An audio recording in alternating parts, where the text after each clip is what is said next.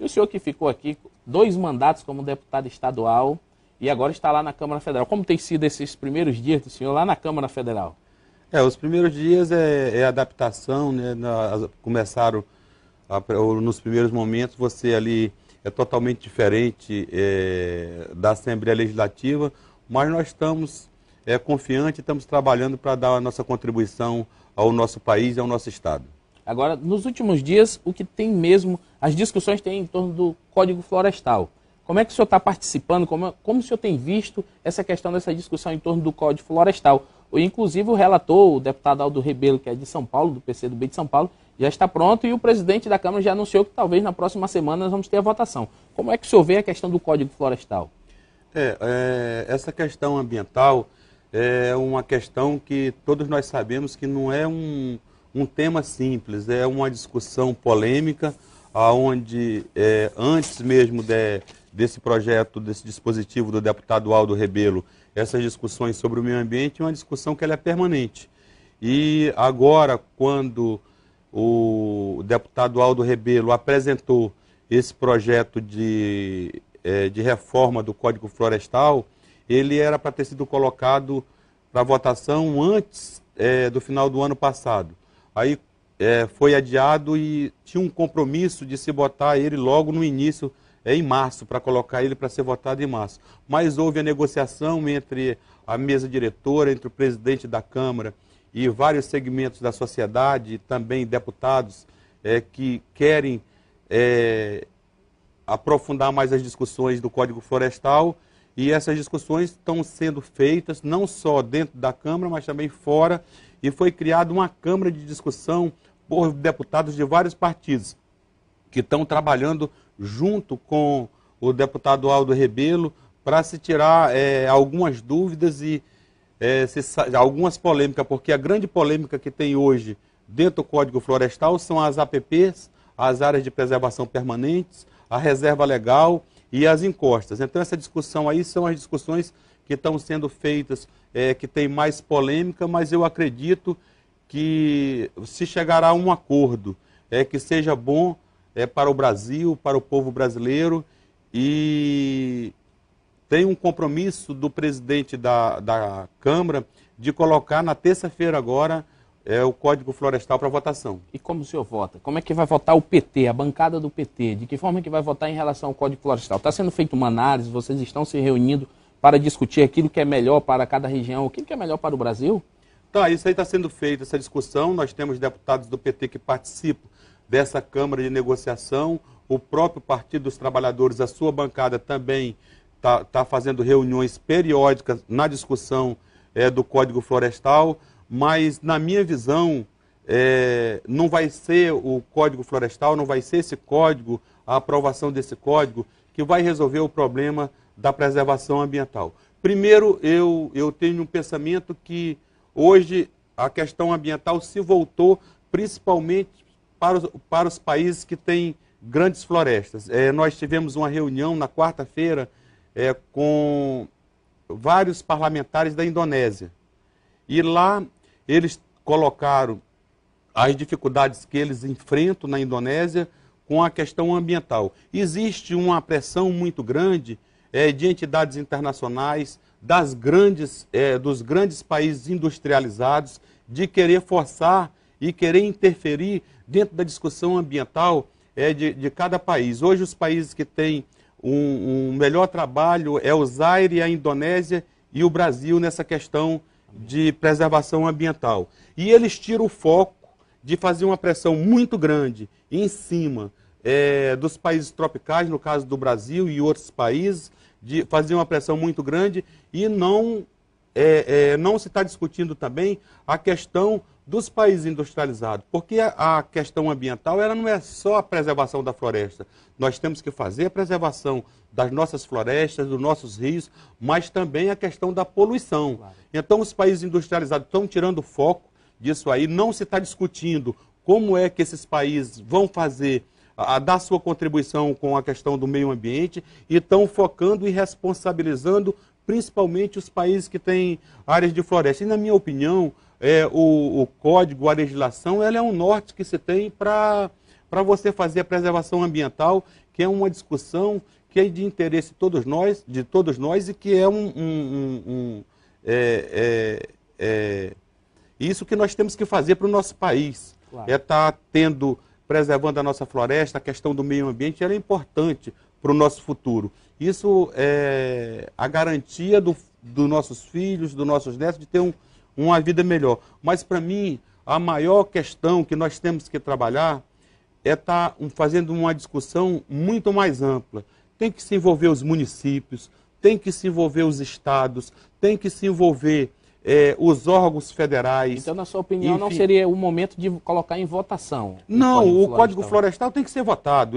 Nós temos que ter uma legislação, nós já temos, mas se é para aperfeiçoar a legislação, é para melhorar, vamos melhorar. Mas o que eu estou falando é outra coisa. O que eu estou falando que não é a legislação em si que vai resolver. Se nós não estivermos fazendo uma discussão, principalmente com os nossos municípios, com a nossa sociedade, com os nossos produtores, com os nossos criadores, com o ribeirinho, com as comunidades indígenas, o nosso sucesso não vai chegar. Porque quem é que vai preservar? Quem é que vai fazer a preservação? Somos nós. E principalmente essas pessoas que estão no coração da Amazônia, se referindo aqui à Amazônia, é quem faz a preservação. Se nós tivermos um trabalho com essa conscientização, dando condições reais para que eles possam estar nas suas áreas, produzir, viver bem, eu não tenho dúvida que essas pessoas, que esses habitantes lá dos altos dos rios, ou o criador, ou o produtor rural, ele vai estar interessado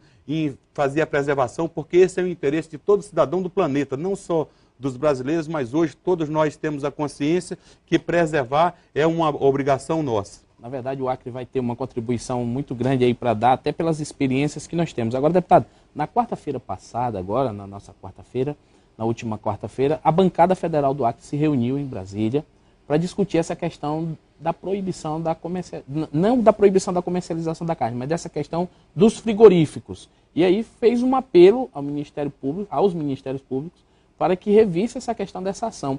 Qual é a postura, qual é o posicionamento da bancada federal do Acre?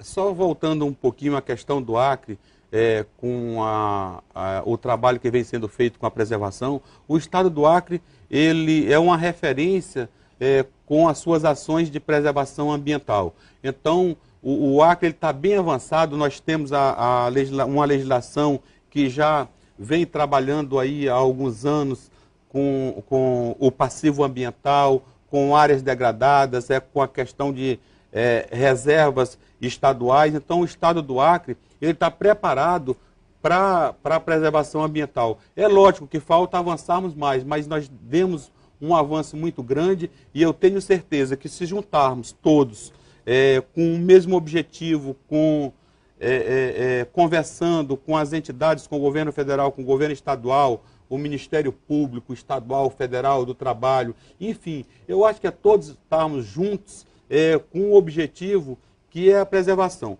Quanto a essa questão dos frigoríficos, que foi uma ação civil pública que foi ajuizada contra 14 frigoríficos e o IBAMA, no valor de 2 bilhões de reais. O Ministério Público está fazendo o seu trabalho, o Ministério Público tem suas prerrogativas, tanto do trabalho como estadual e o federal.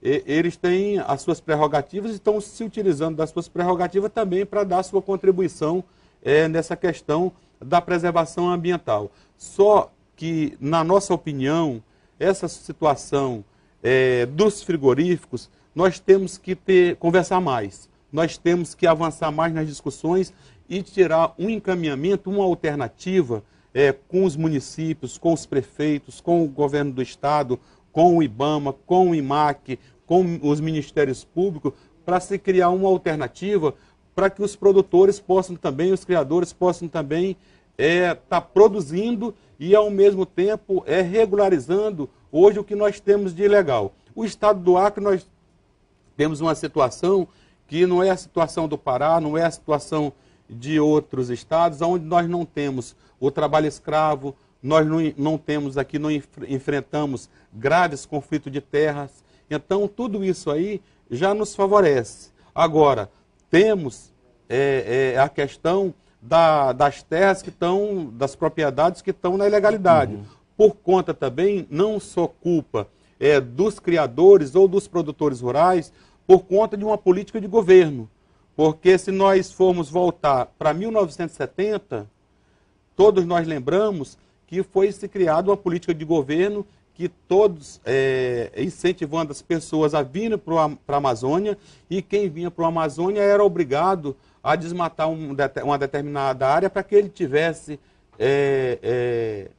direito àquela propriedade, para que ele pudesse ficar com aquela propriedade. Quando foi mais na frente, e nessa época a preservação era 50%, a reserva legal. Depois veio uma legislação que passou a 20%.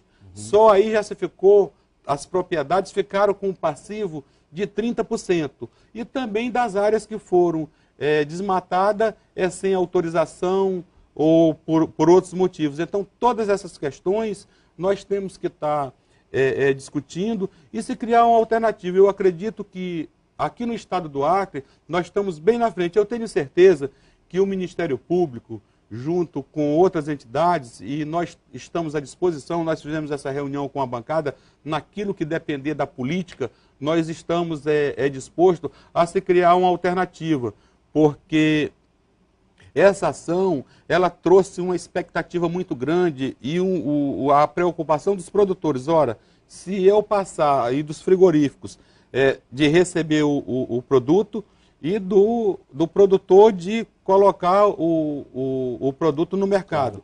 Então, uma situação hoje que criou uma insegurança muito grande, e inclusive em Cruzeiro do Sul, os frigoríficos foram fechados, ficaram fechados por alguns dias, e eu acredito que dá para se tirar uma alternativa, aonde os produtores, eu conversei com vários produtores e vinham acompanhando essa situação desde o início. Os produtores têm intenção de regularizar essa situação, mas também precisa de condições, porque você fazer o reflorestamento, você recuperar áreas que foram desmatadas não é simples, tem que ter condições para que você faça, porque se você assumir um compromisso hoje, que vai daqui a 3 anos legalizar, se você, esse produtor ou esse criador, não tiver as condições necessárias para que ele faça essa recuperação de áreas, ele vai estar do mesmo jeito, aí vai ser um problema maior para ele, porque ele não cumpriu com o TAC